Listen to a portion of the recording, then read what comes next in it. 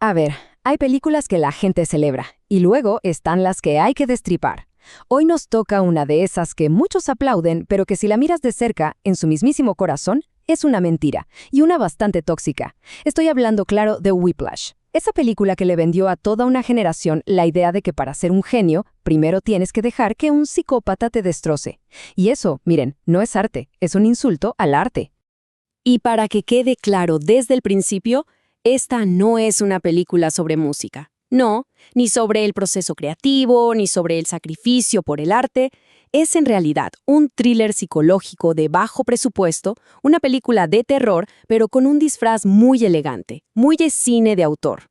¿Que te mantiene en tensión? Claro que sí, pero lo hace con los trucos más viejos y manipuladores que existen. Y aquí es donde está la clave de todo el engaño. La supuesta originalidad de Whiplash es un fraude total. El guión no es un estudio profundo de nada, es un refrito, uno muy perezoso, de una fórmula que ya estaba gastadísima, la de las películas de deportes y artes marciales de los años 80. Fíjense bien, porque esto es como verle el esqueleto a la película. Le quitas la batería y los platillos y le pones unos guantes de boxeo, y tienes a Rocky. Le cambias las baquetas por romper bloques de hielo, y tienes a Jean-Claude Van Damme en Contacto Sangriento. Es la misma estructura. El héroe solitario, el maestro sádico que lo lleva al límite, el montaje de entrenamiento con sangre y sudor, y la gran confrontación final donde se lo juega todo. No es original, es simplemente un cambio de disfraz. Y el supuesto héroe Andrew Neiman no es un personaje, es una hoja en blanco, un tipo definido únicamente por su ambición. No tiene amigos, no tiene personalidad, nada. En esa famosa escena de la cena, la película quiere que lo veamos como un artista entregado, pero lo único que se ve es un niñato insufrible. Compárenlo con la locura compleja de un Travis Bickle o de un Jake LaMotta. Esos sí eran retratos de la obsesión. Esto es solo un berrinche glorificado. Y luego tenemos a Terrence Fletcher, que por cierto, no es un personaje nuevo, es un plagio. Es el sargento Hartman de Full Metal Jacket de Kubrick, copiado y pegado en un conservatorio de música. El mismo método de humillación, el mismo abuso verbal. Pero hay una diferencia clave. Hartman convertía a sus reclutas en máquinas para que pudieran sobrevivir en Vietnam. Tenía un propósito brutal, pero un propósito. Fletcher, en cambio, lo hace para alimentar su propio y miserable ego. Es un truco de guión muy barato, pero, claro, funciona de maravilla para impresionar a los que no han visto los clásicos.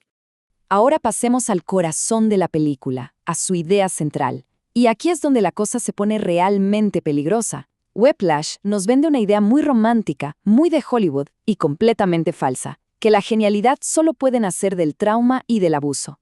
Trata el arte no como una expresión del alma, sino como una competencia olímpica donde gana el que más sufre. Y para justificar toda esta filosofía sádica, se apoya en una anécdota, la que Fletcher cuenta sobre Charlie Parker. El momento que supuestamente lo define todo. Pues bien, esa anécdota es una mentira, una fabricación de principio a fin. Y esto demuestra la deshonestidad de la película. En la vida real, a Charlie Parker nadie casi lo decapitó. El baterista le tiró un platillo, pero a los pies.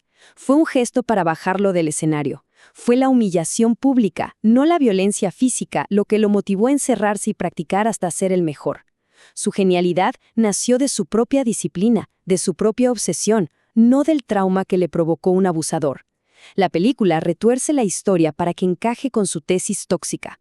Si de verdad uno quiere ver el dolor, el alma y la complejidad de un genio musical, hay que buscar en otro lado. Películas como Bird, de Clint Eastwood, muestran la lucha real, los demonios internos. O, si hablamos de la locura y el talento, la obra maestra es Amadeus. Ahí el talento es un don de Dios y una maldición, una batalla con uno mismo. Whiplash, en cambio, lo reduce todo a un entrenamiento militar. Ahora bien, y para ser justos, aunque el mensaje sea basura, hay que admitirlo, la película está construida como un reloj suizo. Como pieza de cine que genera tensión, es brillante. Y entender por qué funciona tan bien es clave para ver cómo nos engaña, cómo hace su juego de manos. La clave de todo es J.K. Simmons. Su actuación es simplemente magnética, aterradora. Convierte lo que en el papel era una caricatura, un villano de una sola dimensión, en un monstruo de la pantalla que no puedes dejar de mirar. Las venas de su cabeza, esa mirada de depredador, los silencios justo antes de estallar, Simmons, él solito, eleva un guión de película de domingo por la tarde a algo que parece cine de prestigio. Y aquí está la otra genialidad: el montaje. El editor, Tom Cruise, entendió perfectamente que esto no era un drama musical, era una película de acción. La edición no sigue la música, sigue el conflicto, y el sonido lo magnifica todo. Cada golpe de baqueta suena como una bofetada, y todo empieza con un detalle: una gota de sudor. Y de ahí acelera. Cortes rápidos, brutales, cada golpe se siente como un disparo. La cámara se pega al impacto físico, a la sangre que salpica el parche del tambor. Los platillos no suenan a música, suenan como el choque de dos espadas. Y todo culmina en el costo humano. Esto ya no es música, es un combate. Lo que hizo Tom Cruise fue darle a un ensayo de jazz el ritmo frenético de un tiroteo de una película de Michael Mann. Es una clase magistral de cómo crear tensión, sí, pero es pura manipulación sensorial. Y todo esto nos lleva al final, los últimos 10 minutos con Caravan. A ver, la trama para llegar a ese punto es ridícula. Parece una venganza de telenovela. Pero si uno apaga el cerebro y solo mira, la ejecución es espectacular. Es una secuencia de acción perfecta.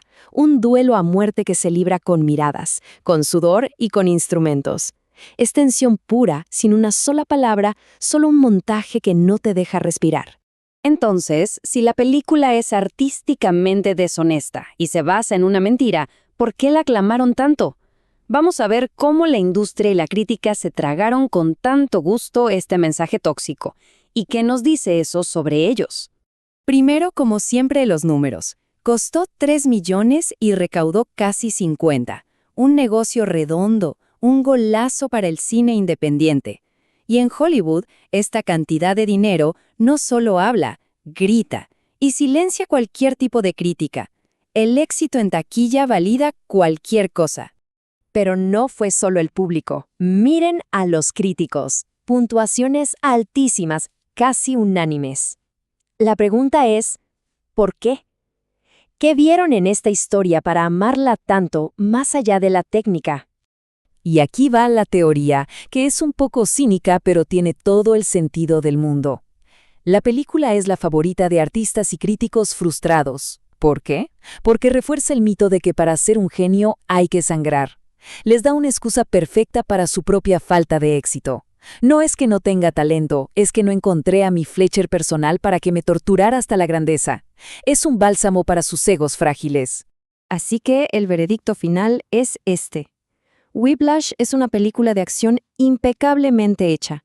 Es una clase magistral de cómo manipular el ritmo cardíaco del espectador, pero no tiene absolutamente nada importante que decir sobre el arte, sobre la música, ni sobre la condición humana.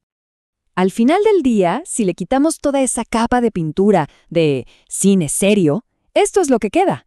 Es la misma fórmula de siempre, pero empaquetada para un público que quiere sentirse más inteligente de lo que es. Y esa es la pregunta final. La película te satisface en el momento, ¿no? Es intensa, te deja sin aliento. Pero no nutre, no te deja nada que dure. Y uno se pregunta si el cine no debería aspirar a ser algo más que una simple descarga de adrenalina muy bien empaquetada.